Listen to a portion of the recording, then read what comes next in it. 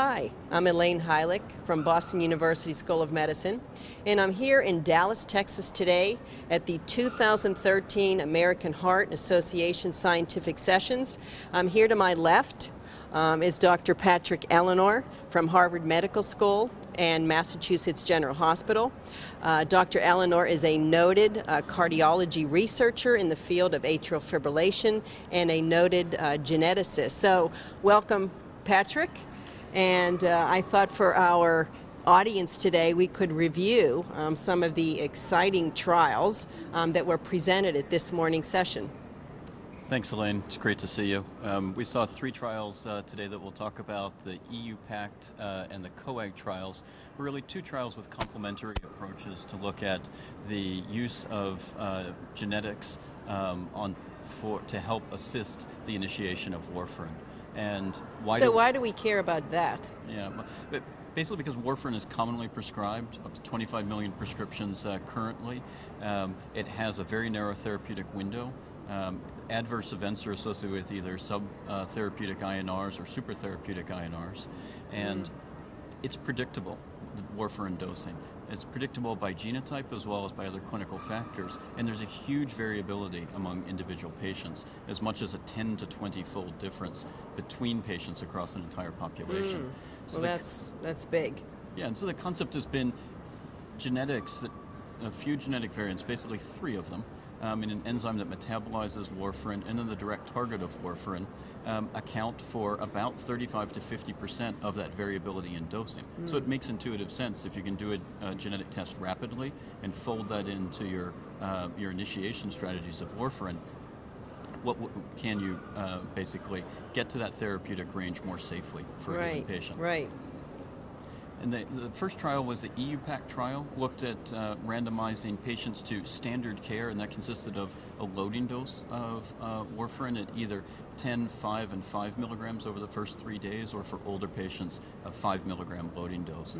And that was compared to the other arm of it was basically patients who were rapidly genotyped in just 2 hours, and that information was used in addition to clinical variables to pick an initiation dose. The time of the primary endpoint of this trial was the percent time in therapeutic range over a 12-week time frame.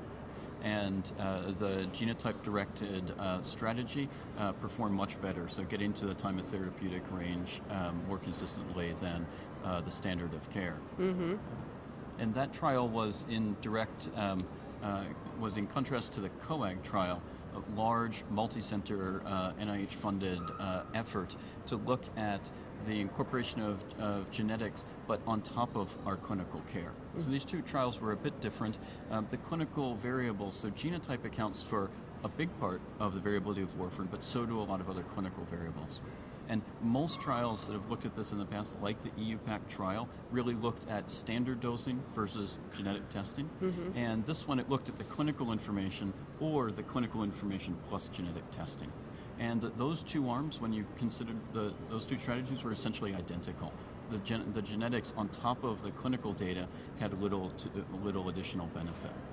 So it is interesting because the EU-PACT and the COAG trial actually then came to somewhat different conclusions about the utility of using the genotype-guided dosing. And do you remember the thoughts about why there was the difference?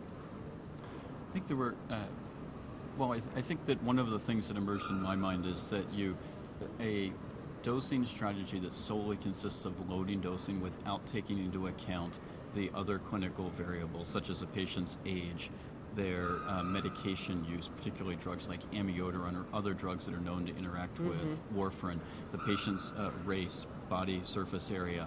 These are well-known clinical variables that can help you predict this. And I think in routine practice, those are not really used. So I think that was one important lesson. It was, yes, the genetics didn't help, but the clinical data really did help compared to just a blind or just a routine use. Right, and I think you had made the point in the session about if you're not going to be able to turn around the genotype quickly enough to really have an impact in those first few days, that you may have already lost the ability to demonstrate. Did you want to further embellish that? Yeah, and I think that is one important limitation. If you were trying to think forward about other windows of opportunity to look at with these types of trials.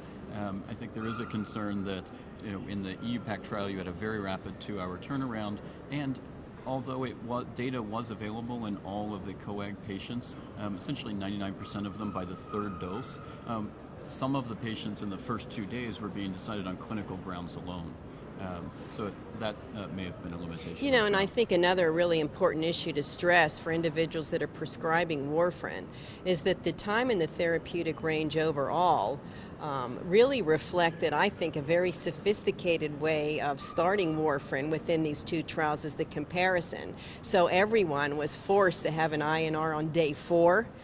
To then be sure you weren't on your way to overshooting, which that isn't always easy to do when patients are in the midst of discharge to different facilities. And so I think that there was some really common sense and practical takeaway points from those particular trials, despite the fact that we still don't have data on the hard endpoints with the genotype dosing, which is the reason that Medicare was unwilling to reimburse for the genetic testing, because even though we're demonstrating, at least in the EU-PACT trial, some real efficacy with using the genotype dosing, we're not yet showing that there's a difference in bleeding rates or in stroke rates. So I think that that will continue to be a perplexing reality. Well, I agree, and I don't think this is the last that you've heard of it, but it's going to be a difficult barrier to overcome given the results of the COAG trial.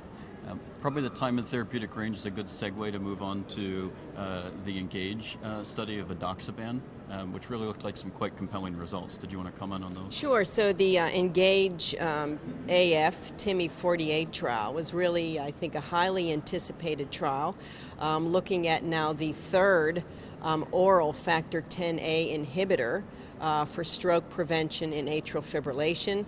Remember, the FDA has already approved rivaroxaban and apixaban for this indication, but this was the other very anticipated edoxaban trial, again for stroke prevention in atrial fibrillation.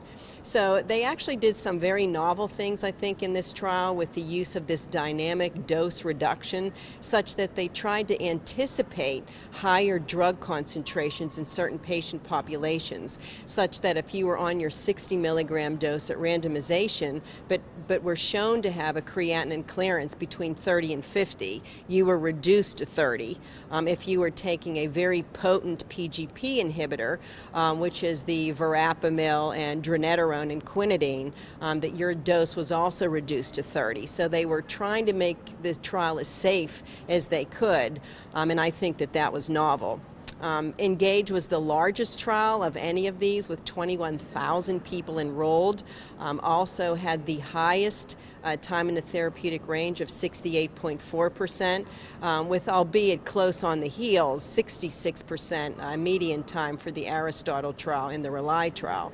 So that, but within that context, they were able to demonstrate that the edoxaban, what they called their high dose strategy, was non-inferior to warfarin for that composite endpoint, which combines hemorrhagic stroke, ischemic stroke, and systemic embolic event.